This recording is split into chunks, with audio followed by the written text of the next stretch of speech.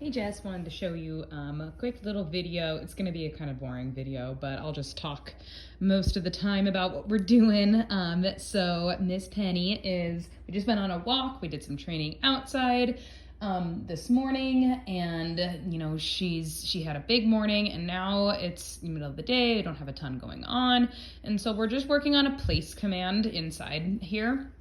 And place is a super useful tool so that she can learn to kind of settle when she doesn't need to be up and doing anything. So whether you're at school with the kids around and you need her out of the way, or whether somebody comes over to your house and she's very excited and wants to jump up and say hi, but she's got to be kind of out of the way. It's kind of like a replacement for the crate. So we put her on the bed, we tell her place, and she needs to stay there until we release her. So you can hear her whining a little bit. It's hard. It's hard for a young dog to stay in one spot when there's not a lot going on. And so this is a really good skill to practice some impulse control. She's worried about that plant up there. She's like, it's up above me. I don't know what that is. We have a lot of plants. We are plant people. So we've got a lot of plants in here, and she is was a little bit spooked out by that one up above her. So just putting her on the bed, having her place. She can get up, she can move around, she can sit, she can stand, she can turn around and get comfy. She doesn't have to just lay there.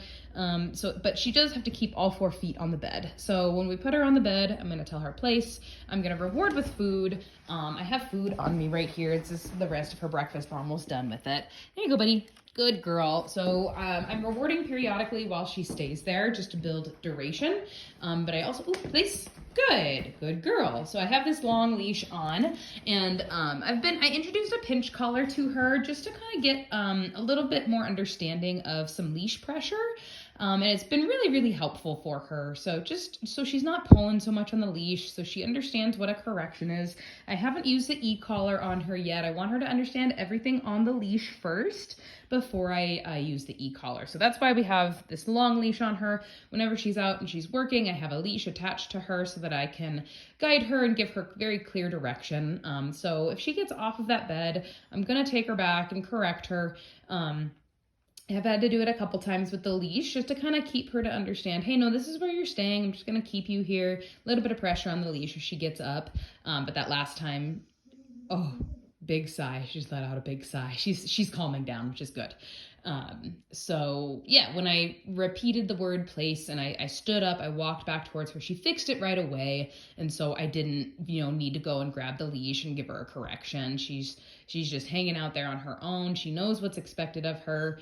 And she is going through the stress of a young puppy having to stay in one spot, and it's really hard. Good girl, Pens. I know you're doing a good job. But like I said, I don't just get her out of the crate and make her stay in one spot first thing in the morning. She's all excited. She's a puppy. She's got some energy. So take her for a walk, do a little bit of training, let her run around, go potty, have some playtime. And now, okay, I know she's kind of tired. So, I'm going to put her on the bed and, do a little bit of decompression and downtime. So you just have to stay here. We call it doggy meditation.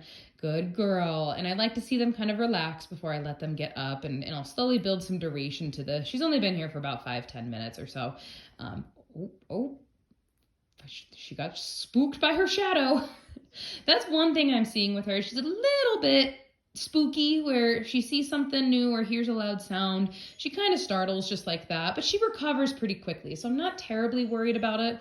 As far as service dog, candidates, we want them to be very, very confident in their new surroundings, and obviously have really good obedience. But more importantly, I want her to be super confident.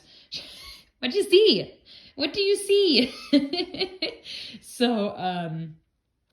It's okay that I'm seeing a little bit of this spookiness because of her age. I think it could just be a little bit of, a fear period she might be going through, a little bit nervous, a little bit spooky, but it's okay. I just work her through it and reinforce with the obedience. Again, I don't know what she's seeing over there. She's a little bit concerned about life. But overall, she's been doing really good. She handles the training really, really well. She's taking food really, really well. She's having a good time. She's being really, really fun. Staying clean in her crate, no accidents or anything. And she's staying nice and quiet in her crate too, with a little bit of whining just like this right when I put her in, but nothing too bad. So yeah, she's doing really good. Yeah, boring video, but lots of good information. This is definitely something you'll be utilizing a lot when she comes home. And I wanted to show you just the foundation of it. So anyway, hope you're not missing her too much. She's doing awesome.